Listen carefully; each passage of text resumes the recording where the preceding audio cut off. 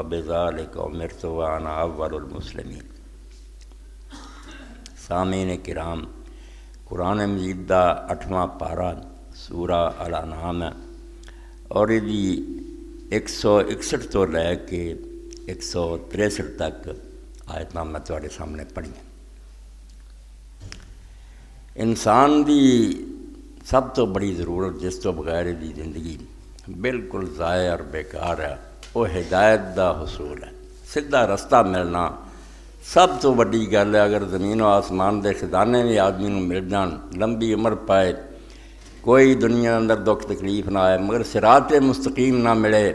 تو ساری زندگی دی عبث اور ضائع گئی۔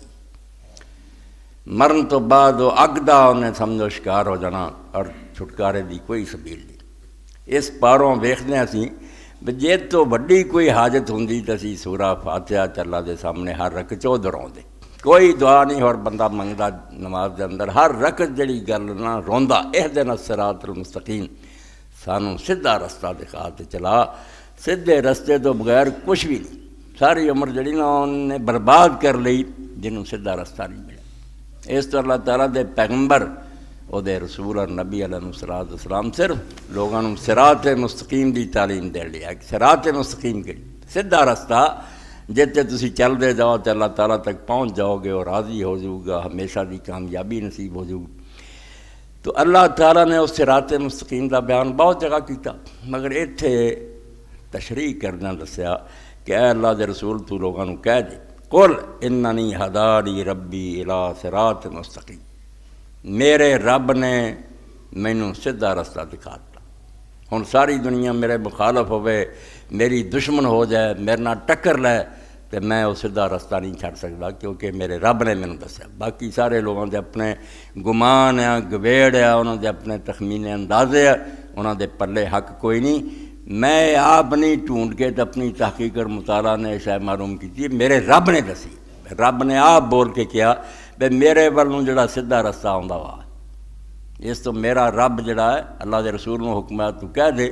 انہوں نے صراط مستقیم اور سیدھا رستہ جڑا وہ مینوں سمجھا دیتا، بالکل کھول کے بیان کرتا۔ دیناً قیاماً، اور ایسا دین ہے کہ کوئی نویں شے نہیں جڑی ہے صدی میں بدعت ایجاد کی تے نواں کٹ لیا۔ جدوں تو زمین تے انسان آباد ہویا، دیناً قیاماً، پکا تے پختہ دین جڑا آدم علیہ السلام تو لے کے چلیا ہوندا نا،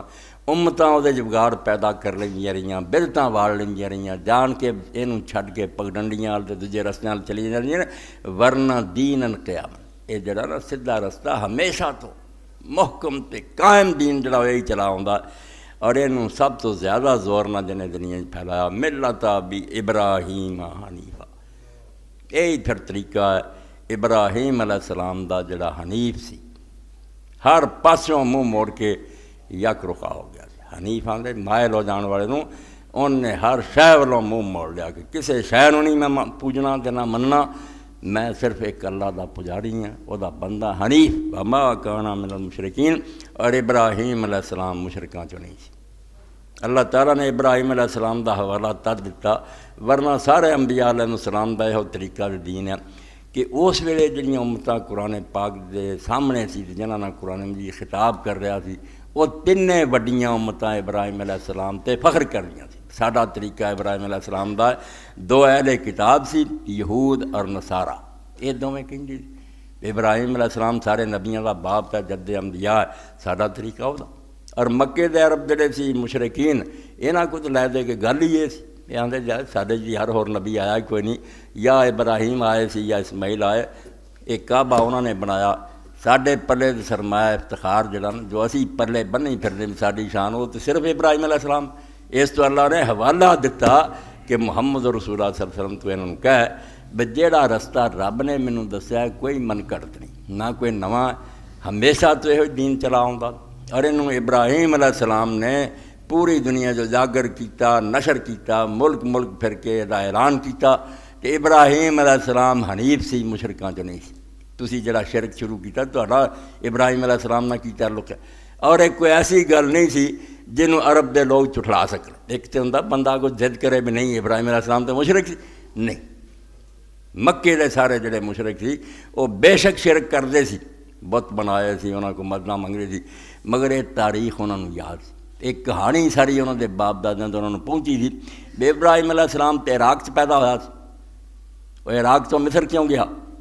مصر تو شام کیوں گیا، اور شام تو حجاز دے صحراواں کیوں آیا، یہ ساری تاریخ انہوں دے ذہنات سی، کسی نے نہیں سی بھلا۔ بے ابراہیم علیہ السلام نے جس گھر جنم لیا سی وہ تے جڑا ہیڈ سی، باپ ہی انہوں دا آذر، وہ سارا تو بڑا پجاری سی، عراق دا سارا تو بڑا مہنت گدی نشین جڑا سی مندر دا وہ تے آذر سی۔ یہ تو سارے لوگوں گلاں بنا لیاں، پتھر دے آلے پولے ویچدا پھردا گڑے، بالکل بکواس۔